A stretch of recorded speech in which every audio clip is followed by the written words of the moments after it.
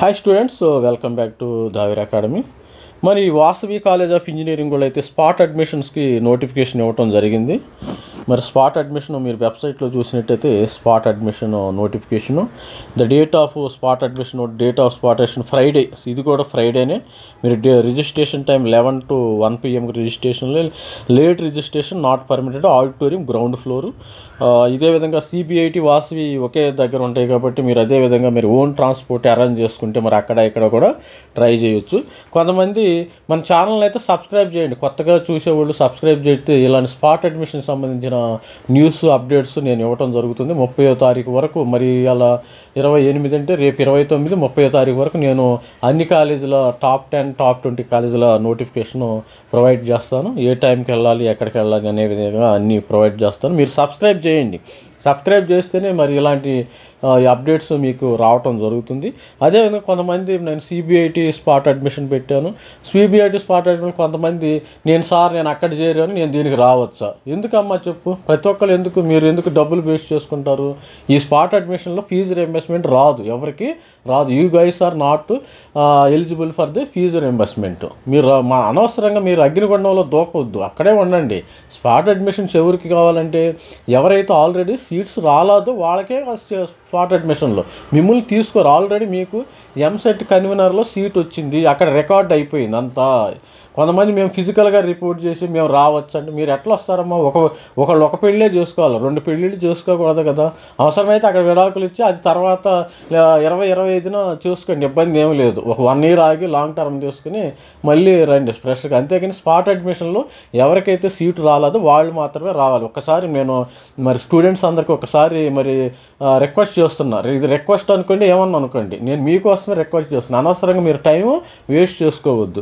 ఎవరికైతే స్పాట్ అడ్మిషన్లో మరి already convener సీట్లో phase 3 స్లైడింగ్లో ఎవరికైతే రాలేదో వాళ్ళు మాత్రమే రండి. అందుకని ఈ మొక్క ముందు చెప్తున్నాను. తర్వాత మనం స్పాట్ అడ్మిషన్స్కి వెళ్దాము.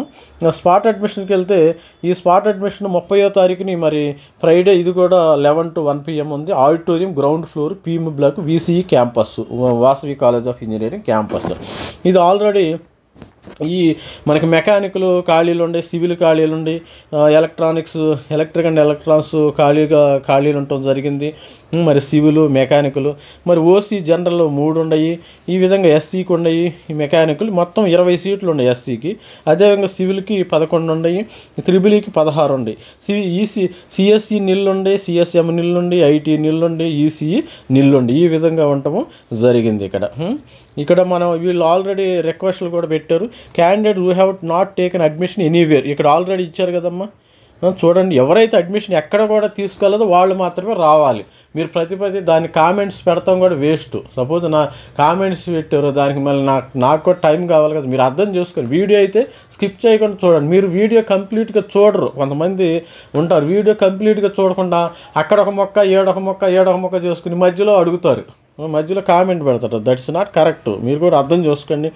హ్యావ్ నాట్ సెక్యూర్డ్ ర్యాంక్, మీరు హ్యావ్ సెక్యూర్డ్. మరి దీని అర్థం ఏంటంటే మీరు ఎంసెట్లో ర్యాంక్ వచ్చింది కానీ సీట్ రాలేదు, ఎక్కడ జాయిన్ అవ్వలేదు అని అర్థం.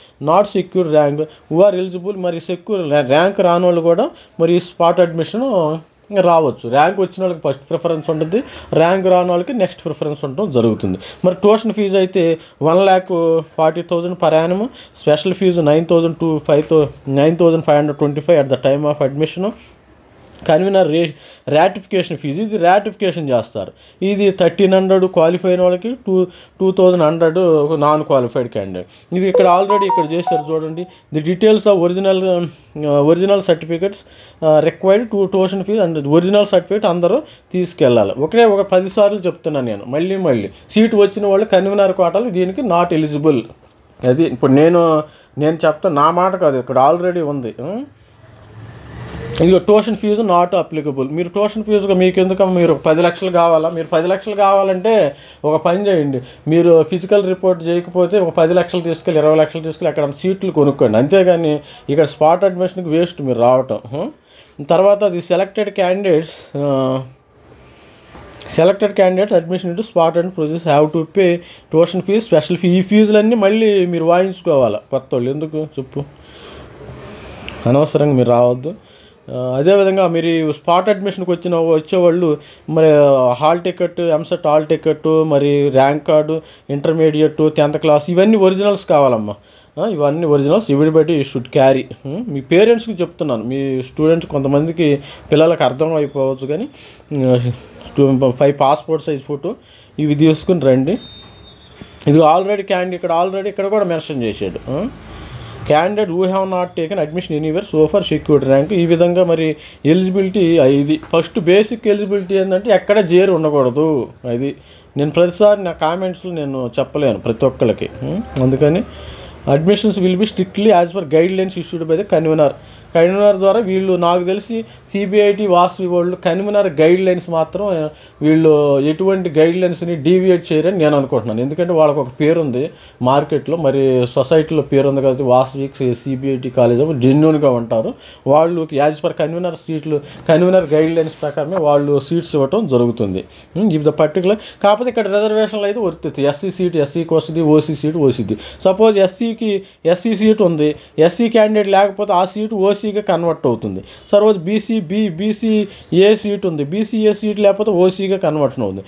ఎవరైతే ఈ క్యాండిడేట్ లేరో ఓసీకి ఇస్తారు, ఎవరైతే ఎస్సీ సీట్ లేరో వాళ్ళకి ఓసీకి ప్రయారిటీ ఇవ్వడం జరుగుతుంది. ఎందుకంటే ఎస్సీ లేనంత మాత్రాన్ని మరి ఆ సీటు వేకెంట్గా పెట్టలేరు కాదు, వాళ్ళు ఓసీకి ఇస్తారు. ప్రతి ఓసీ వాళ్ళు కూడా ఎక్కువ మంది వెళ్ళండి, మరి రిజర్వేషన్ వాళ్ళు కూడా ఎక్కువ మంది. ఇది మన ఛానల్లో మరి సబ్స్క్రైబ్ చేయండి. సబ్స్క్రైబ్ చేస్తుంటే ఇలాంటి న్యూస్ మనకి ఇస్తూ ఉంటాం. ఇప్పుడు నేను ఎవరి మీద నాకైతే కోపం లేదు, ఇక్కడ ఉన్నది మాత్రం యాక్చువల్గా నేను ఇక్కడ ఉన్నది ఫ్రాంక్ చెప్తున్నా. అది కొంతమంది మీరు సరిగ్గా చెప్తలేదు, మీరు ఏదో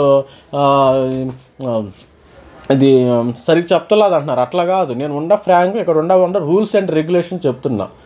నేను అదో మీరు సపోజ్ నేను మీకు అనుకూలంగా చెప్తే తప్పుగా చెప్పకూడదు కదా, మనం ఉండాలి ఒరిజినల్గా చెప్పాలి. రేపు మరి అడ్మిషన్లు ఎట్లా ఉండే మరి ఒరిజినల్గా రూల్స్ ప్రకారం మనం చెప్పాలి. సపోజ్ రూల్స్ని బైపాస్ చేసి సరే మీరు వచ్చిన వాళ్ళు కూడా సీట్ వస్తుంది మీరు కూడా వెళ్ళండి అని తప్పుగా మరి ఇన్కరెక్ట్గా నేను మిమ్మల్ని గైడ్ చేయలేను, రాంగ్ గైడెన్స్ ఇవ్వను. నేను కరెక్ట్ గైడెన్స్ ఇస్తాను.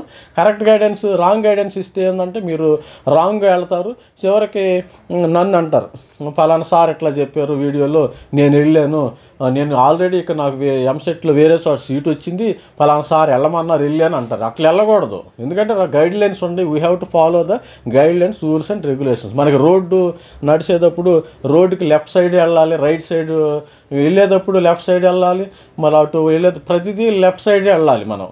అదేవిధంగా నేను అట్లా కాదని నేను రైట్ సైడ్ వెళ్తానంటే కొద్దిగా యాక్సిడెంట్లు అవుతాయి. అది దయచేసి అర్థం చేసుకోండి, మీరు కూడా స్టూడెంట్స్ అర్థం చేసుకుంటే ఇది మంచిది. మరి ఇది ఎవరికి వ్యతిరేకం కాదు, కానీ ప్రతిదీ ఇది న్యూస్ అనేది చాలా important news. First year BE teacher spot admission date of ఇది గుర్తుపెట్టుకోండి. రేపు 30వ తారీఖున ఫ్రైడే అందరూ 11 గంటలకి ఆడిటోరియం గ్రౌండ్ ఫ్లోర్ పిమ్లాకి వెళ్ళండి. ఇది నా ఛానల్ అయితే సబ్స్క్రైబ్ చేయండి, లైక్ చేయండి, షేర్ చేయండి. Thank you. బాయ్.